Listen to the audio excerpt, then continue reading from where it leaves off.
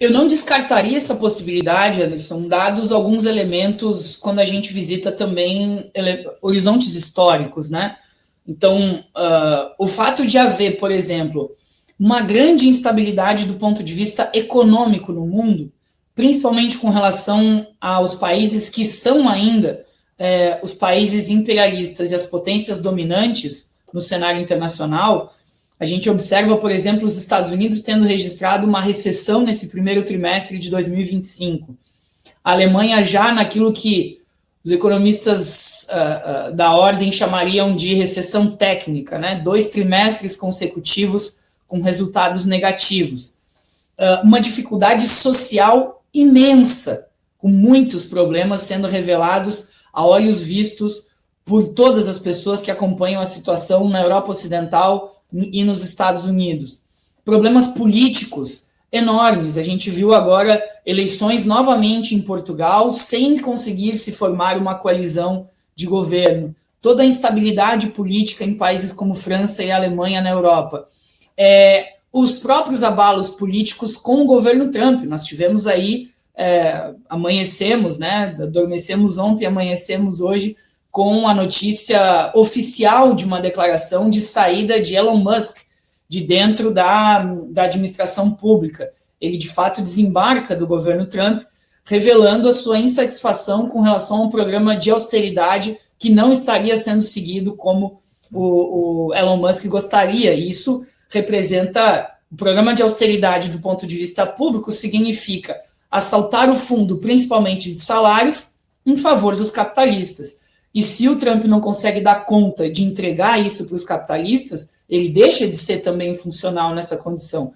Não flerto aqui, nesse momento, com uma possibilidade de que Trump não finalize o mandato ou algo nesse sentido, mas sustento aqui essa gigantesca instabilidade política doméstica e que pode levar muitos países a tentarem prestar contas do ponto de vista internacional.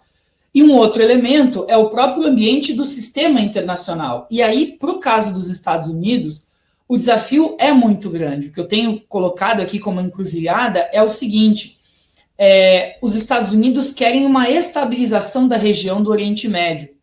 Isso é fundamental para atenuar, para mitigar a projeção chinesa que é estrondosa na região, tanto sobre o Oriente Médio quanto sobre todo o continente africano e a Europa Oriental. Se os Estados Unidos conseguem costurar uma estabilidade na região, para os Estados Unidos é melhor.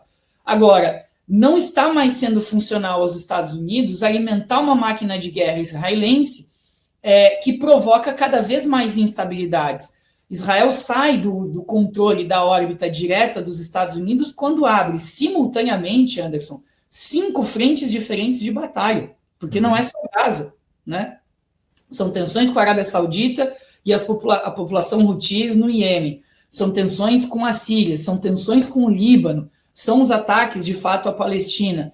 São relações que tentam se estabelecer de maneira mais sólida com o Egito, que é dos países ali da região o que menos fustiga Israel, mas ainda assim são tensões grandes, com a própria Jordânia no entorno. Então, são pelo menos 5 frentes militares. O que o Donald Trump fez recentemente? Um giro pelo Oriente Médio, em que há uma passagem breve por Israel, mas há a celebração de vários acordos no entorno, pela diplomacia dos Estados Unidos, de algo que não estava sendo comum nos tempos recentes.